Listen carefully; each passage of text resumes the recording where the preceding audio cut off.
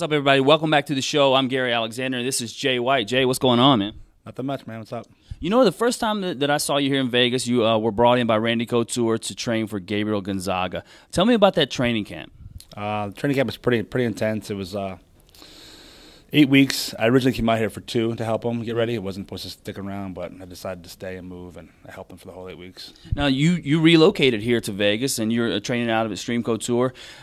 What made you make the choice to leave? Because I think you were in Oregon at the time, right? Yeah, I was in Oregon with Team Quest, and I don't know, man. It's like a family atmosphere. I felt better. I felt more comfortable, and I felt like really part of a team. And Quest, I mean, the guys are great, and Lindland was great. Schultz, all those guys were wonderful training partners.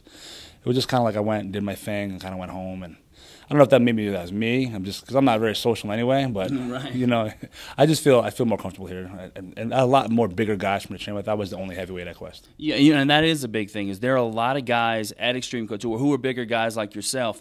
And speaking of that, you know, you came in, you fought just on the recent HDNet card. Tell me a little bit about that card. How they treat you? I heard they treat the fighters pretty good over there. Yeah, HDNet was great. They treated us wonderful. I fought Patrick Castillo. I won first round by armbar, 50 seconds. It was real quick. But the production itself was wonderful. One of the best shows I fought on. Yeah. Now, tell me a little bit about what you think is going to happen with HDNet. You think they're gonna continue to grow? You know, is it going to be another Bodog? What do you think? No, I think Mark Cuban's gonna be around for a while. I think he's pretty much kind of doing what HBO did a long time ago with boxing. It's kind of like, I don't think he really cares about like what event it is. He just wants to pretty much show all the. I'm pretty sure he'd be happy with all the fights being on HDNet and like not so much having his own production, but just airing all the fights like the IFL and IFO and all those guys. So now you have another fight for HDNet coming up. I think that's in April, right? Yeah, April. Yeah, the April card. It's supposed to be February, but Trig Mayhem's going to be the main event, and they didn't want to fight so soon, so they pushed it back to April. Yeah. And you actually trained there at Xtreme Couture with Trig. Now, Frank Trigg, dude that I know very well, you know him very well, quite a character. What's he like in the gym? Because when I see the guy out, ridiculous. And by the way, I hear he's a hell of a poker player. Frank's Frank, I guess. You know what I mean? Kind of borderline asshole, like. But he knows it, and I think that's like the role he plays. But he's a great guy. I mean, you really got to get to know him. If you just met him, you would think, oh, he's just a dick.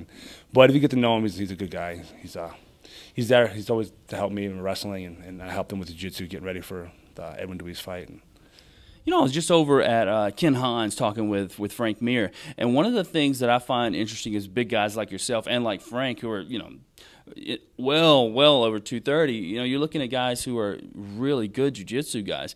What does that play in the gym when guys are starting to roll with you? Because I know, I mean, I'm probably 210, and when I have a guy even close to me putting all of his weight on me, I'm like, oh, fuck, you know. Yeah, I mean, I try not to use my weight too much. I mean, I try to use all the techniques I possibly can. I mean, I roll with a lot of smaller guys too. Like I trained a lot with Tyson Griffin recently, and it's just when to use it, when not. I mean, Tyson's actually phenomenally good at jiu-jitsu, like a lot better than I thought he would be. But the weight comes into play, like especially when like the match is going on and they're getting tired. Then I just kind of lay on them and let them and pressure them and work it. But I mean, I can roll with the biggest guys and help the smallest guys. Just the way to use my weight. Well, tell everyone out there where they can find you on the net.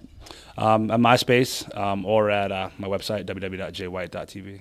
Jay White on the Ultimate Podcast.